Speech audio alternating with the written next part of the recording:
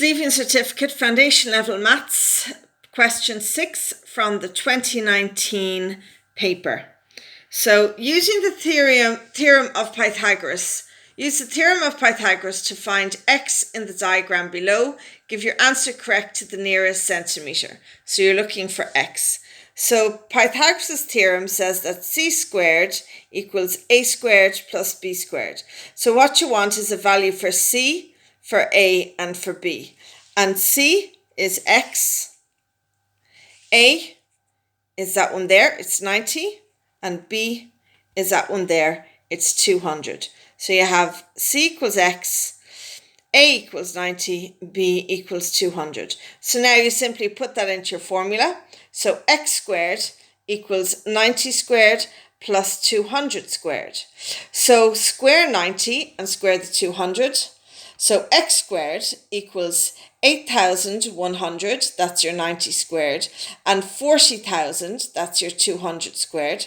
So x squared equals 48,100. Now you have x squared, but you just want to get x. So to just get x, you get the square root.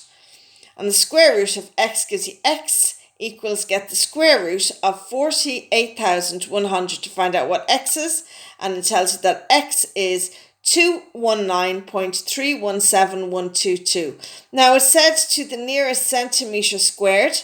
So you look at the first number after the decimal point. And the first number after the decimal point is a 3. And the 3, because it's it's smaller than a 5, it will not affect the 9. It won't affect the number before it, which is the 9. So when you round it up, your answer is that x equals 219 centimetres. Now part B. Which of the following fraction is nearest to the value of a half? Give a reason for your answer. Well, I find the easiest thing to do here is just turn them all into decimal points because it's easier to see then. So if you turn a half into a decimal point, you can simply do it by putting it into your calculator like this. Okay. Pull up your fraction button, put in your 1, do the down arrow, put in your 2, press equals. Now it'll tell you that's equal to a half. But to change it into a decimal, you simply press that SD button. And it tells you that it's 0.5. And you're going to do that with all of those fractions.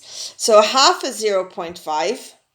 3 over 5, or you can also do it by doing 3 divided by 5, is 0.6. 7 over 10, which is 7 divided by 10, is 0.7. And 11 over 20, which is 11 divided by 20, is 0.55. So you look at which of those three fractions, 0.6, 0.7 and 0.55, is nearest to a half, which is 0.5. And it's the 0.55. That's the closest number to 0.5.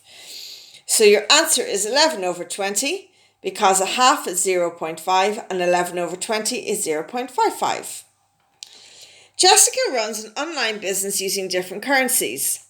One transaction costs her 2,500,000,000 Chilean pesos, 2.5 million Chilean pesos basically. So on that day, 1 Chilean peso was worth 0.0013 euro. What was the cost of this transaction in euros? Well, anytime you are changing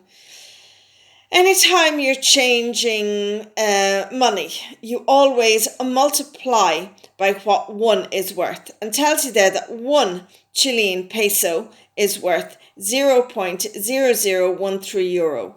So you get your 2.5 million Chilean pesos, and you multiply it by 0.013, and you find out that that was worth 3,250. So your answer is that transaction generated 3,250 euros.